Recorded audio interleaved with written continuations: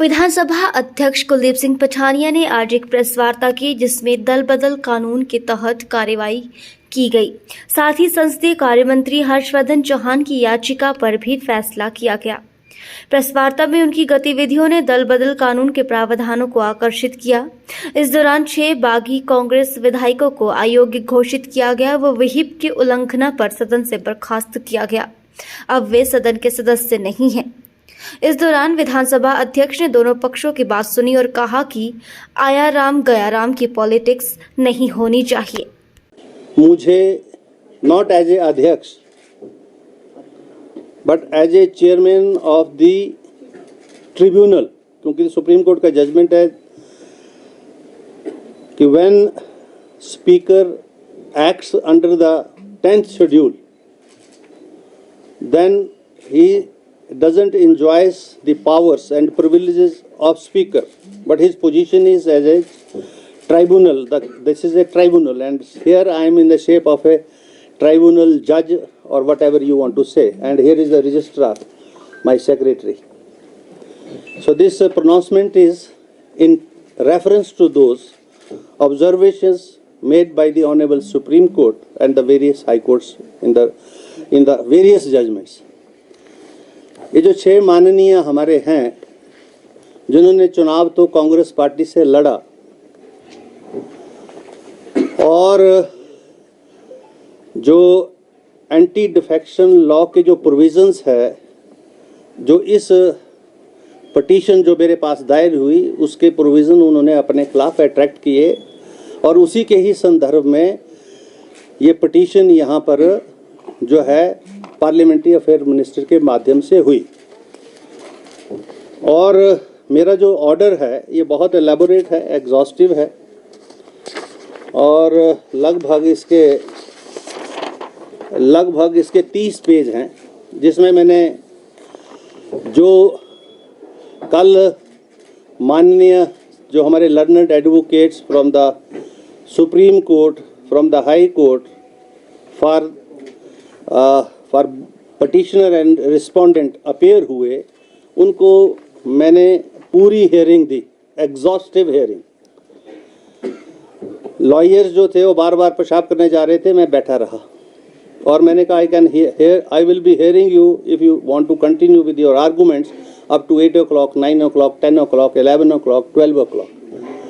She concluded the arguments at 6 o'clock. It started at 4 o'clock. And one advocate took 1 hour and 10 minutes, the other took nearly 1 hour. Exhaustively they were heard. The record was perused. There was, because Mr. Jain was time and again referring to he should be given more time. There is no need to give more time. Reason being, it is a matter of record. The petition discloses that the 6 members, when the party has issued a whip to them, they defied the whip. And whether it attracts the provisions of the anti-defection law or not, this point I have to see. And it is a matter of record. The honorable members, they were present here. They have marked their presence in the Vidhan Sabha register that we have seen. That is a part of the record also. And when these cut motions and the demands were put to vote, they were not inside.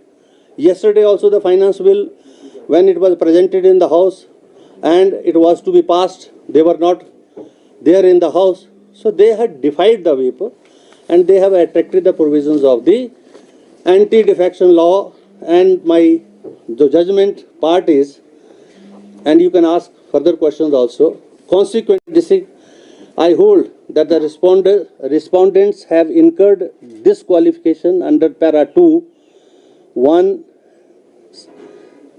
clause 1, subclause A of the 10th schedule, and therefore I hold and declare that respondent number 1 to 6 ceased to be member of Himachal Pradesh Legislative Assembly with immediate effects. This is order. They ceased to be member of this august house, honorable house. Now, the rest of the things, if you want to know much more, then you can ask me. मैं ये कहना चाहूँगा कि मैंने उनको अयोग्य घोषित कर दिया है, अब वो इस माननीय सदन के सदस्य नहीं रहे। और अब ये जजमेंट जो है that is for judicial scrutiny also, that will be you see, चाहे हाई कोर्ट होगी चाहे सुप्रीम कोर्ट होगी, इसकी जुडिशियल स्क्रूटनी भी होगी।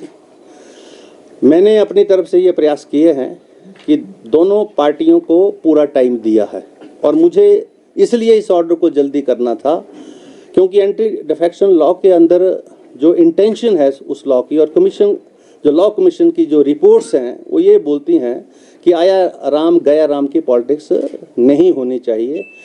अगर आप एज ए कैंडिडेट जब शपथ लेते हैं और शपथ लेने के बाद किसी पॉलिटिकल पार्टी का कैंडिडेट बनते हैं तो आपको जो है उसी ही पार्टी और विचारधारा के साथ रहना चाहिए। जिसका दूसरा पार्ट भी है जिसमें जो है जो प्रोविज़न ऑफ व्हिप नहीं है, जो राज्यसभा की वोटिंग है उसमें व्हिप नहीं है, इसलिए मैं उस पार्ट को छेड़ा नहीं।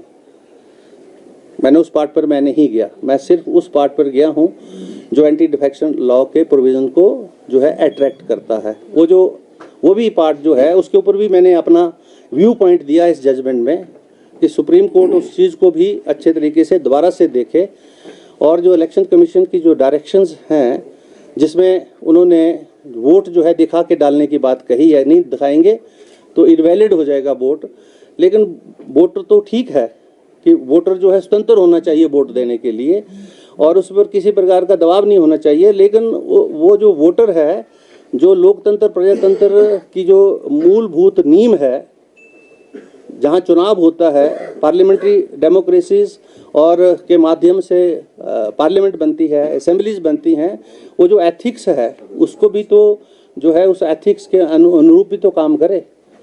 वो रिप्रेजेंटेटिव है 80,000 लोगों का, और उन 80,000 में से 40,000 वो लोग हैं जिन्होंने वोट देकर उसको बनाया, और बनाने के बाद जब वो यहाँ आता है तो वो अपनी मर्जी से वोट डालकर जो है, क्योंकि ये तो दो पॉलिटिकल आइडियोलॉजी की लड़ाई हो रही है, कांग्रेस की हो रही है, भारतीय जनता पार्टी की हो रही है। आप जिस पार्टी से हैं उस पार्टी के जो है उसकी एथिक्स को डिफाई करके आप जो है दूसरे को वोट देते हैं, this is unethical. This is what I have said in the judgement also. The supreme court may take a cognizance of that also, but I have mainly touched the other part, जो यहाँ पर जो है whip की उल्लंघना हुई, और whip की उल्लंघना से उन माननीय सदस्यों ने जो है एंटी डिफेक्शन लॉ के जो प्रोविजंस है वो अट्रैक्ट किए, और उनको मैं यहाँ से बर्खास्त कर रहा हूँ इस सदन से। इनके नाम पढ़ देते हैं। ये पिटिशनर हैं चैतन्य शर्मा जी, यहाँ लिख रहा हूँ। इसमें मैं नाम पढ़ने का नाम छः ये पिटिशनर 6 के खिलाफ थी ये। एक तो हमारे माननीय सुधीर शर्मा जी, दूसरे जो है चैतन्य शर्मा जी, देवेंद्र भुट्टो जी, राजेंद्र राणा जी, इंद्रदत्त लखनपाल जी और रवि ठाकुर। ये जो हैं ये इन सब का संबंध कांग्रेस पार्टी से है। अगर सर ये नई पार्टी फॉर्म करते हैं और 1/4 इनके साथ एडजस्ट होते हैं तो ये ऑर्डर इम्प्लीकेबल होगा उस पर? अभी तो ये ऑर्डर जो है, इस ऑर्डर के माध्यम से उनकी सदस्यता रद्द कर दी गई है। अब इस माननीय सदन के वो सदस्य नहीं रहे मेरे ऑर्डर के मुताबिक। हाई कोर्ट क्या बोलती है, सुप्रीम कोर्ट क्या बोलती है, क्योंकि मेरे इस ऑर्डर की भी जुडिशियल स्क्रूटनी है। This order is not in finality, this order is a subject of judicial scrutiny, and if the high court whatever the high court says, there is a supreme court also for that.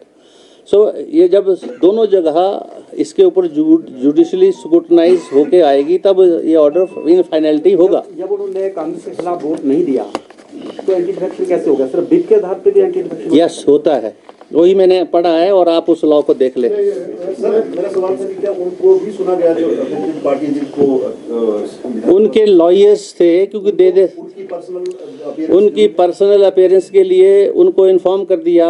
उनके WhatsApp के ऊपर जो है मान्य है WhatsApp email. हमारी विधानसभा जो है, listen to me now Bhardwaj ji, हमारी जो मेल है, व्हाट्सएप है, मैं नहीं भी मान्य हो, हम ई विधानसभा हैं और अभी एविडेंस एक्ट जो है अमेंड हो गया पार्लियामेंट से, जिसमें 170 के करीब एमपी बाहर किए गए और उस एविडेंस एक्ट में ये बोल दिया कि जो आपकी जो ये मीडिया के अंदर, कैमरास के अंदर जो स्टेटमेंट्स है, that is also a primary part of the evidence also. When the Supreme Court and the Union of India has amended the Evidence Act and the CRPC and the IPC, then there is no need to ask such kind of a questions. Sir उनकी तरफ से कोई दलील दी गई नाम? उनकी तरफ से बार बार वकील साहब एक ही मुद्दे को बोल रहे हैं, मुझे और टाइम चाहिए, और टाइम चाहिए. मैंने कितना टाइम चाहिए आपको? क्योंकि ये इशू तो ये है कि चुनी हुई लोगों के द्वारा मेजॉरिटी की सरकार, जिसको सत्ता 5 वर्ष के लिए सौंपी गई है, आपका जो एक्ट एंड कंडक्ट आपके क्लाइंट्स का है, क्या वो जो लोगों की मंशा है उसके अनुरूप है या नहीं है? मुझे तो सिर्फ ये विषय देखने हैं यहाँ पर. आप ये चुनी हुई सरकार लोगों की सरकार है, हिमाचल प्रदेश के लोगों की सरकार है. 5 वर्ष के लिए इसको मैंडेट मिला है. 40 लोग जो हैं कांग्रेस पार्टी से जीत के आए हैं, और अगर वो आया राम गया राम की या खरीदो फरोख्त की या करप्शन की पॉलिटिक्स करते हैं, this part I have to see as a speaker, because I have to dispense a justice to everybody and to the Himachal Pradesh as a whole also, not to the BJP and not to the Congress party. आपसे ये सवाल पूछने के लिए इसका जवाब मिल सकता है क्या कि विप की सर्विस कैसे, मतलब क्या उनको विप की सर्विस हुई, कैसे होती है जी, थोड़ा ये पता चल जाए. उनको उनके सिग्नेचर हैं रिकॉर्ड पर, ऐसे जजमेंट के ऊपर रिकॉर्ड लगा, उन्होंने सिग्नेचर किए हैं पार्टी मीटिंग्स में. They were present in the party meetings and here also. जब विधानसभा का वो रजिस्टर रखा होता है परे, उसको आप प्रूव कर सकते हैं नीचे जाके मीडिया वाले. उसके ऊपर दोनों बार जब उन्होंने विप डिफाई किया, दोनों बार उन्होंने हाजिरी लगाई है. उनके वकील बार बार ये आर्गू कर रहे थे कि वो बीमार हो सकते हैं. उनको शायद ये पता नहीं था. मैं चुप रहा, हंसता रहा, सुनता रहा उनको, कि उनको पता नहीं है. हमारे पास वो रिकॉर्ड है, उस पर उन्होंने हाजिरी लगाई. They were present in the Vidhan Sabha. Yesterday also they had come in the copter and they were inside the hall when there was the house had adjourned. And उसके बाद उन्होंने वहाँ हाजिरी लगाई और चले गए, वहाँ से कॉप्टर से उठ के चले गए. अभी तो मैं बहुत सारी बातें करने वाला हूँ आगे आने वाले टाइम में. खरीद फरोख्त का जिक्र कर रहे हैं, क्या खरीद फरोख्त के भी कोई? मैं ये कह रहा हूँ कि एंटी डिफेक्शन लॉ की मंशा ये है कि खरीदो फरोख्त की राजनीति ना हो, भ्रष्टाचार ना हो. मैं ये बोल रहा हूँ. This is what I am saying. I am not aliasing against them. अच्छा, एक सवाल है कि ये फैसला जो है उनको सुनाया गया है या किसी माध्यम से भेजा गया है? ये फैसला जो पब्लिक डॉक्यूमेंट है, anybody can have a copy of this because this is announced. Anybody can apply for the judgment, and I as a tribunal within 24 hours have to supply a certified copy of this, and I will be supplying that. This is a rule. This is a High Court rule, Supreme Court rule. If the Supreme Court passes any order, you can procure a copy of that, but you see there is a time limit for even urgent application you file. Within 24 you can have the order. You can have a 24 hours order by tomorrow morning. Thank you very much. Okay, sir. Thank you.